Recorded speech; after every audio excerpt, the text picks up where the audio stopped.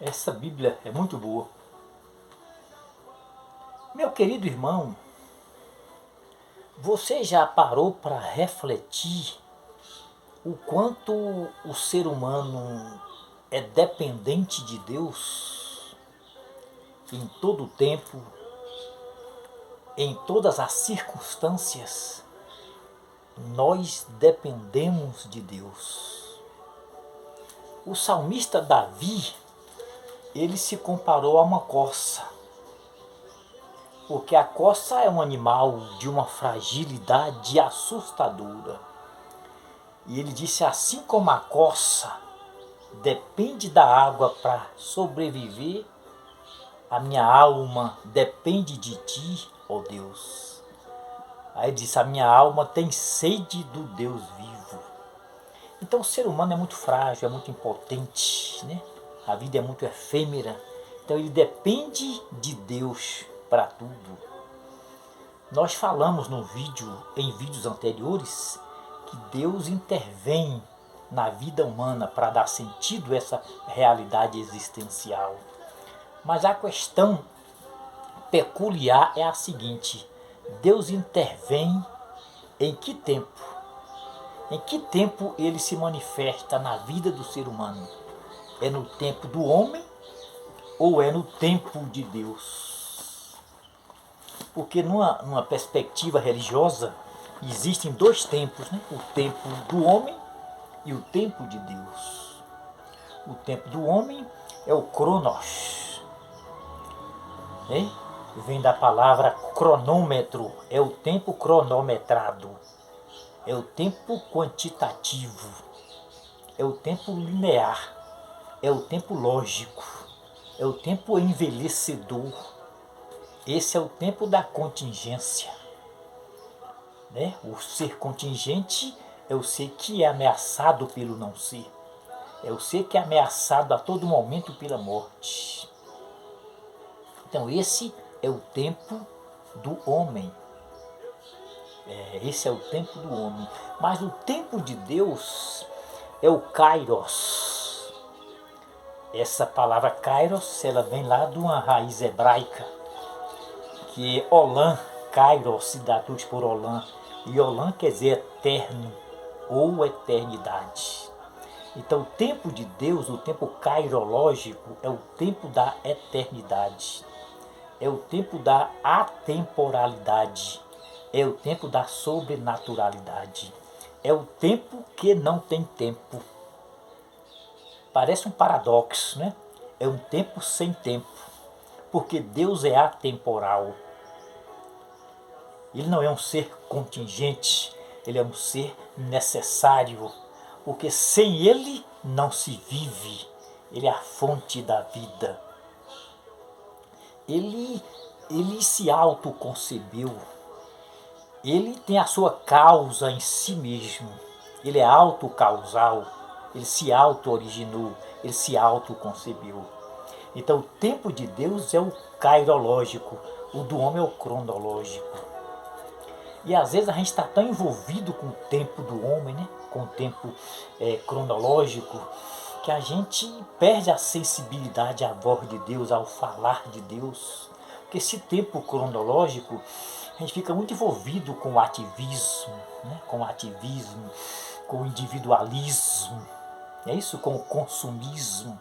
É um tempo de ansiedade, é um tempo de preocupação excessiva. É por isso que é um tempo envelhecedor, é um tempo que envelhece precocemente. É o tempo passado, é o tempo presente, é o tempo futuro. Mas o tempo de Deus é diferente deste tempo.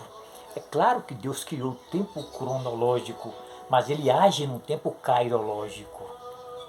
Entendeu? É o tempo, paradoxalmente, sem tempo. É o tempo do descanso, da leveza, da tranquilidade, da longevidade e da temperança. Então é possível sair do tempo cronológico para o tempo kairológico. Mas como assim? Sai de uma dimensão para outra? Sai da dimensão física para uma metafísica? Como assim? Davi, ele dá o segredo, né? Ele disse: descansa-te, pois, no Senhor. Então é um tempo de descanso, é um tempo de refrigério, entendeu? É um tempo de refrigério. Para sair deste tempo e entrar no tempo de Deus, não é preciso você passar por uma despersonalização, não. Não, é isso não. Não é preciso você se desconectar da realidade, não. É muito simples. É esperar em Deus. Espera-te, pois, no Senhor, disse Davi, e Ele satisfará o desejo do teu coração. Portanto, o tempo do homem é o tempo de angústia, é o tempo de aflição, mas o tempo de Deus é o tempo do descanso. Vamos ver o que diz aqui, olha, no livro de Samuel, no capítulo 3. A Bíblia diz que Deus falou com Samuel por várias vezes consecutivas, mas Samuel ainda não tinha sensibilidade à voz de Deus, percepção do mundo espiritual.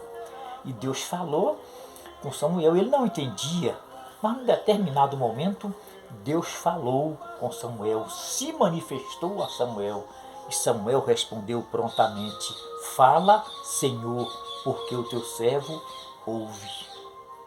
Fala, Senhor. Se você analisar aqui todo o contexto, o simples e o remoto, você vai constatar que trata-se de uma verdade irrefutável. Deus, ele manifesta no seu tempo. Então ele intervém na história humana não por pressão, não porque está sendo determinado, mas ele age no seu tempo. Aí o teísmo aberto se desestabiliza, porque o teísmo aberto quer adequar Deus ao tempo cronológico. O teísmo aberto quer determinar Deus, pressionar Deus, levar Deus a abrir mão dos seus atributos, da sua onipotência, onipresença e onisciência. Mas o teísmo aberto está completamente equivocado. Deus trabalha no tempo dele.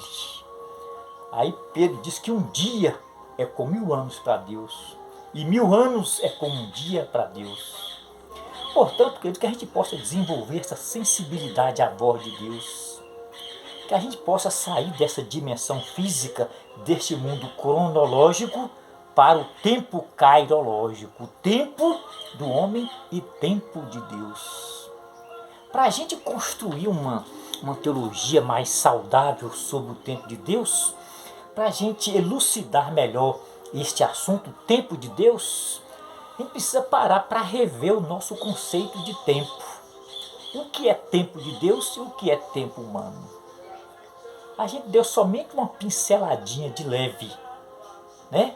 E se Deus permitir, a gente volta a sequenciar este assunto, e que Deus possa estar contigo e que você possa estar consciente de que é preciso estar no tempo de Deus.